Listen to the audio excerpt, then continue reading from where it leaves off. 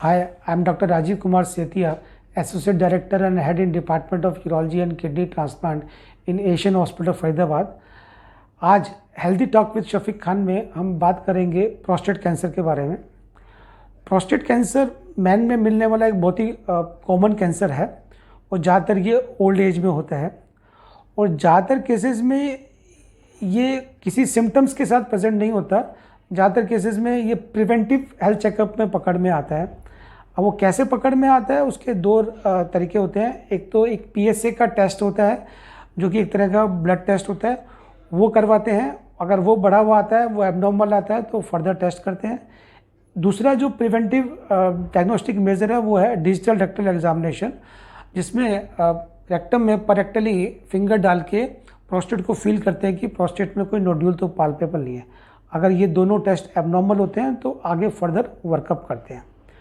बहुत ही कम केसेस में prostate cancer की वजह से पेशाब करने में दिक्कत होती है, जैसे ब्लड आना, पेन, बर्निंग, फ्रीक्वेंट यूरिनेशन, लेकिन ज़्यादातर केसेस में ये इंसिडेंटली पाया जाता है।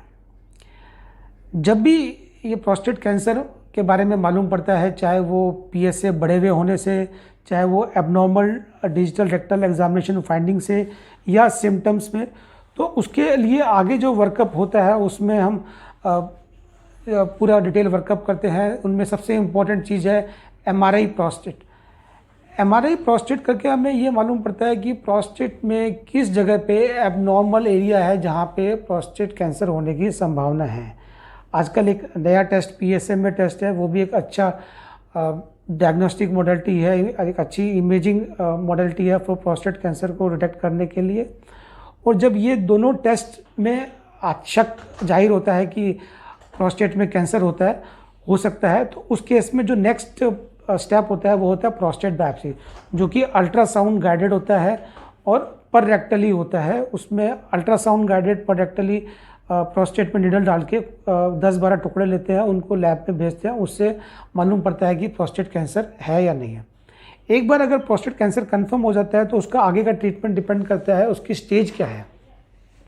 स्टेजिंग के लिए मैंने बताया जैसे कि डायग्नोस्टिक मॉडलिटी, इमेजिंग मॉडलिटी होती है। उनमें सबसे जो बेस्ट है वो PSA में PET स्कैन होता है, जिसमें होल बॉडी का PET स्कैन होता है और उससे हमें मालूम पड़ता है कि प्रोस्टेट कैंसर कहाँ कहाँ है, कहाँ कहाँ फैला हुआ है। एक बार जब स्टेजिंग के बारे में मालूम पड़ जाता है तो उसके बाद में आगे का प्रोस्टेट कैंसर का ट्रीटमेंट डिसाइड करते हैं। ट्रीटमेंट 3 तरह का होता है: सर्जरी, हार्मोनल थेरेपी और रेडियोथेरेपी। अगर प्रोस्टेट कैंसर प्रोस्टेट तक ही सीमित है, उससे निकल के बाहर नहीं फैला है, दूसरे अंगों में नहीं गया है, लोकली एडवांस नहीं है, तो उसके लिए बेस्ट ट्रीटमेंट सर्जरी है या रेडियोथेरेपी है। दोनों के रिजल्ट ऑलमोस्ट इक्वल होते हैं, उनके दोनों के अपने फ़ायदे और नुकसान हैं। सर्जरी का ये फ़ायदा है कि सर्जरी के बाद आगे हार्मोन की कोई ज़रूरत नहीं पड़ती है, आगे कोई फर्दर ट्रीटमेंट की ज़रूरत नहीं पड़ती है। और सर्जरी लेप्रोस्कोपिक भी की जा सकती है, दूरबीन से भी की जा सकती है, रोबोटिकली भी की जा सकती है। और आजकल की सर्जरी काफ़ी एडवांस है, उसके रिजल्ट काफ़ी अच्छे हैं। बहुत ही कम केसेस में सर्जरी के बाद इरेक्टाइल डिसफंक्शन और यूरिन लीकेज के चांसेस होते हैं। रेडियोथेरेपी में इरेक्टाइल डिसफंक्शन और यूरिन लीकेज के चांसेस होते हैं, लेकिन कम होते हैं, सर्जरी की तुलना में कम होते हैं। लेकिन रेडियोथेरेपी की अपने अपने अलग साइड इफेक्ट होते हैं, जैसे रेडिएशन सिस्टाइटिस या आसपास के अंगों पे भी रेडिएशन की वजह से जो साइड इफेक्ट होते हैं, रेडिएशन प्रोक्टाइटिस वगैरह, वो कई बार बोदरसम होते हैं। अगर प्रोस्टेट कैंसर प्रोस्टेट से निकल के बाहर फैल चुका है या शरीर के दूसरे अंगों में चला गया है, तो उसके लिए फिर बेस्ट ट्रीटमेंट होता है हार्मोनल थेरेपी।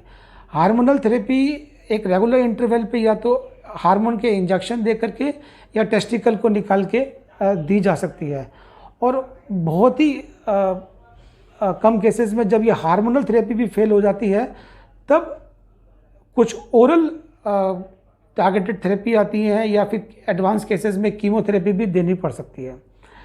तो यहाँ मैं श्रोताओं को ये मैसेज देना चाहूँगा कि प्रोस्टेट कैंसर के लिए आफ्टर 55 अपना प्रिवेंटिव हेल्थ चेकअप जरूर कराएं। PSA टेस्ट एक सिंपल ब्लड टेस्ट होता है, वो जरूर कराएं। यूरोलॉजिस्ट से मिलकर डिजिटल रेक्टल एग्जामिनेशन कराएं। और अगर ये एबनॉर्मल आते हैं तो प्रोस्टेट कैंसर का पूरा इलाज संभव है, पॉसिबल है। और जहाँ तक इसके एग्रेसिव नेचर की बात है, तो बॉडी के जितने भी कैंसर है उन सब कैंसर में से प्रोस्टेट कैंसर सबसे स्लो ग्रोइंग कैंसर होता है। और ज़्यादातर केसेस में, चाहे वो किसी भी स्टेज का हो, उसे ट्रीट किया जा सकता है, कुछ केसेस में कम्प्लीटली और कुछ केसेस में कंट्रोल किया जा सकता है। और अगर इसका टाइमली ट्रीटमेंट हो जाए तो क्वालिटी ऑफ लाइफ पे कोई ज़्यादा फर्क नहीं पड़ता और कई बार इससे पूरी तरीके से निजात भी पाई जा सकती है अगर ये अर्ली स्टेज में डिटेक्ट हो जाए। तो अर्ली स्टेज में डिटेक्ट करने के लिए प्रिवेंटिव हेल्थ चेकअप में PSA और डिजिटल रेक्टल एग्जामिनेशन जरूर करवाएं। Thank you.